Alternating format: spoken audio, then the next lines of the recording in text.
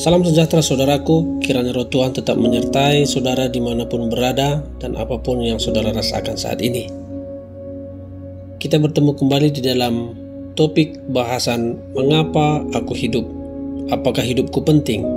Untuk apa aku ada di dunia ini? Apakah arti hidupku ini? Pada hari ini kita akan memasuki bagian ke-13, yakni tentang penyembahan yang menyenangkan Tuhan. Tuhan menghendaki kita seutuhnya. Ia tidak ingin hanya sebagian dari kehidupan kita. Ia meminta segenap hati, segenap jiwa, segenap akal budi, dan segenap kekuatan kita. Tuhan tidak tertarik pada komitmen setengah hati, ketaatan sebagian, serta sisa-sisa uang dan sisa-sisa waktu kita. Ia menghendaki pengabdian penuh, bukan kepingan kehidupan kita. Seorang perempuan Samaria pernah mencoba berdebat dengan Yesus tentang waktu, tempat, dan gaya penyembahan yang terbaik. Yesus menjawab bahwa masalah-masalah eksternal itu tidak relevan. Di mana kita menyembah tidaklah sepenting mengapa kita menyembah dan seberapa besar kita mempersembahkan diri kepada Tuhan ketika kita menyembah. Ada cara menyembah yang benar dan salah. Alkitab berkata, marilah kita bersyukur dan menyembah Tuhan dengan cara yang akan menyenangkan Dia. Jenis penyembahan yang menyenangkan Tuhan mempunyai 4 karakteristik. Yang pertama, Tuhan senang jika penyembahan kita tepat. Orang sering berkata, aku suka membayangkan Tuhan sebagai... Kemudian, mereka membagikan ide tentang Tuhan seperti apa yang ingin mereka sembah. Tetapi kita tidak dapat begitu saja menciptakan gambaran Tuhan sendiri lalu menyembahnya. Itu adalah penyembahan berhala. Penyembahan harus didasarkan pada kebenaran firman, bukan pendapat kita sendiri tentang Tuhan. Yesus berkata kepada perempuan Samaria itu, penyembah-penyembah benar akan menyembah Bapa dalam roh dan kebenaran, sebab Bapa menghendaki penyembah-penyembah demikian. Menyembah dalam kebenaran berarti menyembah Tuhan sebagaimana Ia adanya, seperti yang disingkapkan dalam Alkitab. Yang kedua, saudara, Tuhan senang jika penyembahan kita autentik. Ketika Yesus berkata bahwa kita harus menyembah dalam roh, Ia tidak sedang membicarakan Roh Kudus, melainkan roh kita. Tuhan menciptakan kita segambar dengan Dia. Jadi kita adalah roh yang tinggal dalam suatu tubuh dan merancang roh kita untuk berkomunikasi dengannya. Penyembahan adalah roh kita merespon roh Tuhan.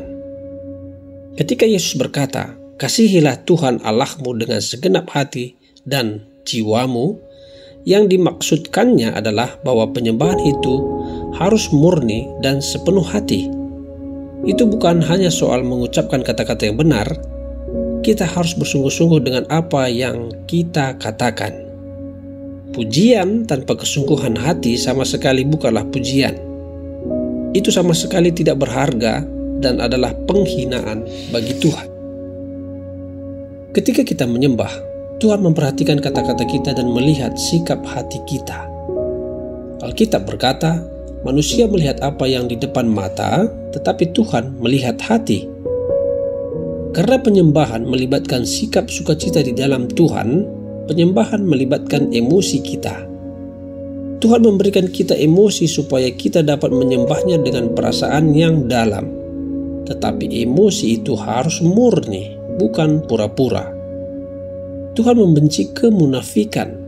Ia menginginkan kasih kita yang jujur dan sebenarnya. Kita dapat menyembah Tuhan dengan tidak sempurna, tetapi kita tidak dapat menyembahnya tanpa ketulusan. Tentu saja ketulusan tidaklah cukup. Kita dapat tulus secara keliru.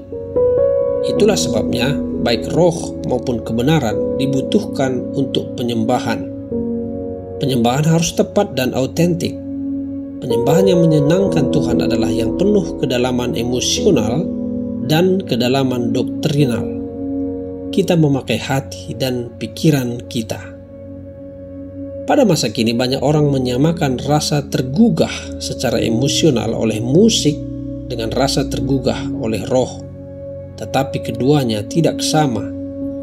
Penyembahan yang sebenarnya terjadi ketika roh kita merespon Tuhan, bukan merespon suatu nada musik. Nyatanya, sebagian lagu sentimental dan introspektif bahkan sering menghalangi penyembahan karena lagu-lagu itu mengalihkan sorotan dari Tuhan dengan memusatkan pada perasaan kita. Gangguan terbesar dalam penyembahan adalah diri kita sendiri, kepentingan dan kekhawatiran kita tentang apa yang dipikirkan orang lain tentang kita. Orang-orang Kristen sering berbeda pendapat tentang cara yang tepat dan autentik untuk mengekspresikan pujian kepada Tuhan. Tetapi argumentasi ini biasanya hanyalah cerminan dari perbedaan kepribadian dan latar belakang. Banyak bentuk pujian disebut dalam Alkitab. Di antaranya adalah pengakuan, menyanyi, berseru, berdiri untuk menghormat, bersujud, menari, membuat keriuhan yang penuh sukacita, bersaksi, memainkan instrumen, dan mengangkat tangan. Gaya penyembahan yang terbaik adalah yang paling mempresentasikan keautentikan kasih kita kepada Tuhan berdasarkan latar belakang dan kepribadian yang Tuhan berikan kepada kita. Teman saya, Gary Thomas, melihat bahwa banyak orang Kristen kelihatannya terjebak dalam kebiasaan penyembahan, rutinitas yang tidak memuaskan, bukan persahabatan yang penuh gairah dengan Tuhan, karena mereka memaksakan diri mereka untuk memakai gaya penyembahan yang tidak cocok dengan cara yang Tuhan bentuk dalam diri mereka secara unik. Gary bertanya-tanya, jika Tuhan memang sengaja membuat kita berbeda, mengapa setiap orang diharapkan untuk mengasihi Tuhan dengan cara yang sama?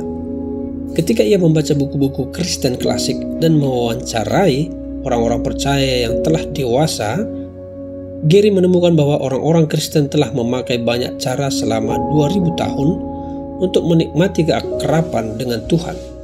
Kegiatan di luar gedung, belajar, menyanyi, membaca, menari, membuat karya seni, melayani orang lain, berdiam diri, menikmati persekutuan, dan mengikuti banyak kegiatan lainnya. Dalam buku Secret Pathways, Gary menuliskan 9 cara orang mendekati Tuhan. Pertama, naturalis adalah orang-orang yang paling terinspirasi untuk mengasihi Tuhan dengan berada di alam bebas. Yang kedua, sensate, mengasihi Tuhan dengan panca indera mereka dan mengapresiasi penyembahan yang indah yang melibatkan penglihatan, rasa, penciuman, dan sentuhan, bukan hanya pendengaran. Yang ketiga, tradisionalis, mendekati Tuhan melalui ritual, liturgi, simbol, dan struktur yang tidak berubah. Yang keempat, asketik, memilih untuk mengasihi Tuhan dalam keheningan dan kesederhanaan. Yang kelima, aktivis, mengasihi Tuhan melalui konfrontasi melawan setan, pergumulan melawan ketidakadilan, dan bekerja untuk menjadikan dunia tempat yang lebih baik. Yang keenam, caregiver, mengasihi Tuhan dengan mengasihi orang lain dan menyediakan kebutuhan mereka. Yang ketujuh, antusias, mengasihi Tuhan melalui perayaan. Yang kedelapan, kontemplatif, mengasihi Tuhan melalui pemujaan. Yang kesembilan, intelektual, mengasihi Tuhan melalui belajar dengan pikiran mereka.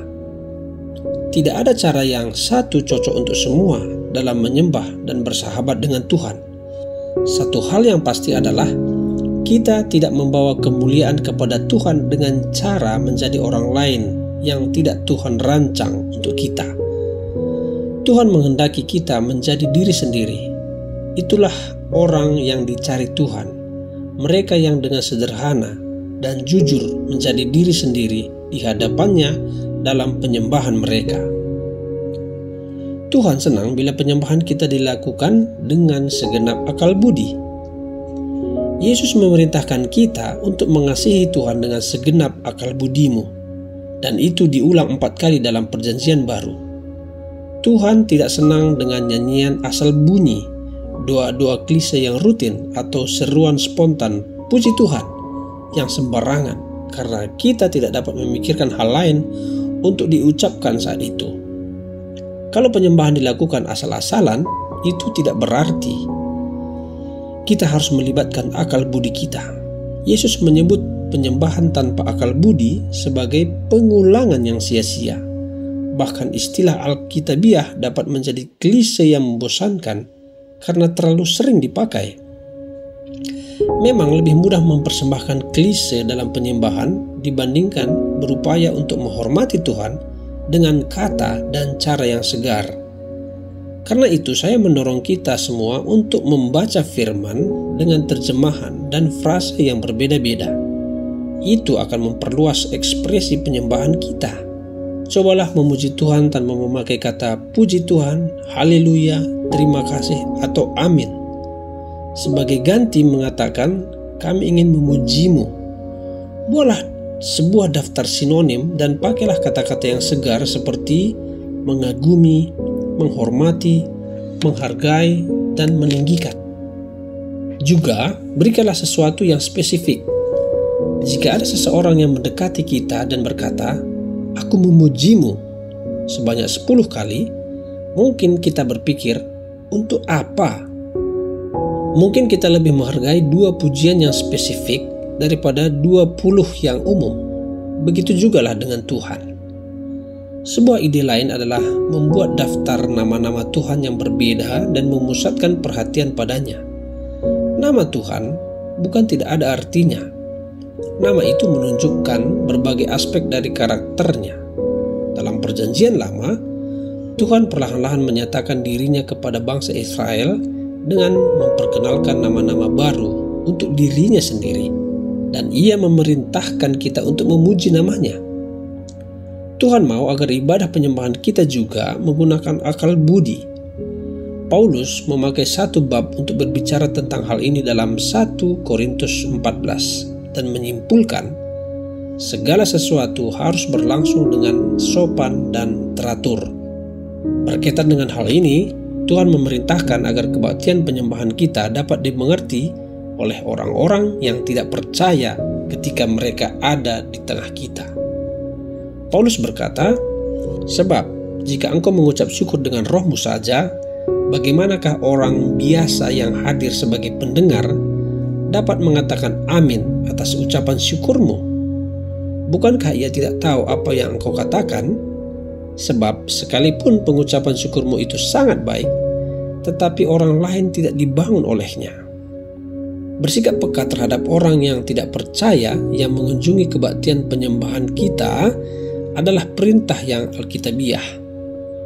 Jika kita mengabaikan perintah ini, akan sama dengan tidak taat dan tidak mengasihi.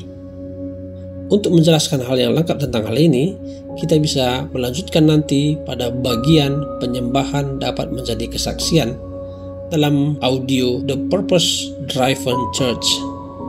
Tuhan senang jika penyembahan kita praktis. Alkitab berkata, "Persembahkanlah tubuhmu sebagai persembahan yang hidup, yang kudus, dan yang berkenan kepada Allah. Itu adalah ibadahmu yang sejati." Mengapa Tuhan menghendaki tubuh kita? Mengapa Ia tidak berkata, "Persembahkanlah rohmu"? Karena tanpa tubuh, kita tidak dapat melakukan apapun di bumi ini. Dalam kekekalan, kita akan menerima tubuh baru yang lebih baik. Tetapi di bumi ini, Tuhan berkata, "Berikanlah kepadaku apa yang ada padamu." Ia hanya bersikap praktis tentang penyembahan.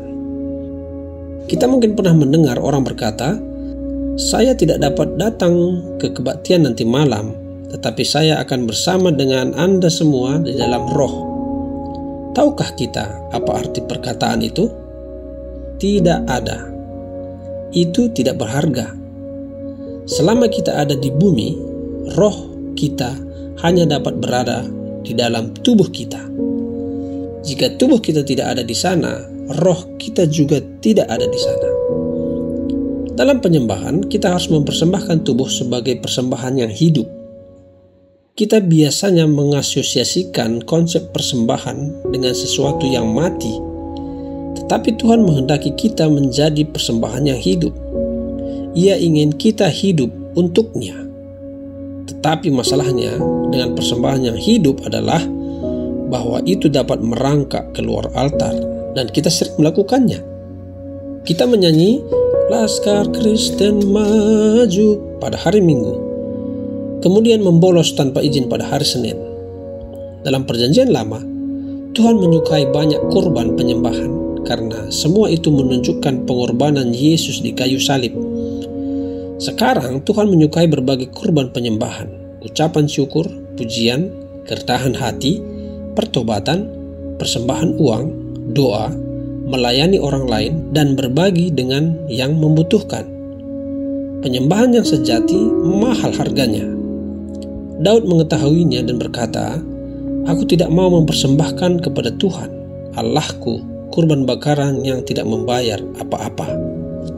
Satu hal yang harus kita bayarkan dalam penyembahan adalah pementingan diri kita. Kita tidak dapat meninggikan Tuhan dan diri sendiri pada waktu yang sama. Kita tidak menyembah untuk dilihat orang lain atau menyenangkan diri sendiri. Kita dengan sadar menggeser fokus itu dari diri sendiri. Ketika Yesus berkata, "Kasihilah Tuhan Allahmu dengan segenap kekuatanmu," Ia menunjukkan bahwa penyembahan membutuhkan usaha dan energi. Itu tidak selalu mudah dan nyaman. Bahkan kadang-kadang penyembahan hanyalah tindakan dari kemauan, pengorbanan yang bersifat sukarela. Penyembahan pasif adalah sesuatu yang bertentangan. Jika kita menyembah Tuhan, walaupun merasa tidak ingin, tetapi kita bangun dari tempat tidur untuk menyembah, walaupun kita lelah, atau ketika kita membantu orang lain walaupun kita keletihan, kita mempersembahkan kurban penyembahan kepada Tuhan. Itu menyenangkan Dia. Matt Redman, seorang pemimpin pujian di Inggris, menceritakan bagaimana gembalanya mengajarkan jemaat arti penyembahan yang sebenarnya. Untuk menunjukkan bahwa penyembahan sebenarnya lebih dari sekedar musik, ia menghentikan semua nyanyian dalam kebaktian untuk sementara waktu selama mereka belajar menyembah dengan cara lain. Pada akhir periode itu, Matt menulis lagu klasik berjudul Heart of Worship. Aku akan bawa lebih dari sekedar lagu untukmu, karena lagu sendiri bukanlah yang engkau minta. Engkau mencari yang lebih dalam melalui apa yang kelihatan. Engkau melihat ke dalam hatiku. Inti dari penyembahan adalah masalah hati. Pertanyaan untuk kita renungkan pada bagian ini, mana yang lebih menyenangkan Tuhan sekarang? Penyembahanku yang umum atau penyembahanku yang pribadi? Apakah yang akan kulakukan? Demikianlah pertanyaan bagian akhir pada bagian ke-13, penyembahan yang menyenangkan Tuhan, yang sudah kita bahas pada hari ini, saudara. Kiranya bermanfaat bagi saudara semua. Kita akan bertemu kembali pada bagian ke-14 pada hari selanjutnya. Untuk itu tetap jaga kesehatan, tetap ikuti protokol kesehatan. Salam sehat, salam sejahtera, Tuhan memberkati. Jua-jua.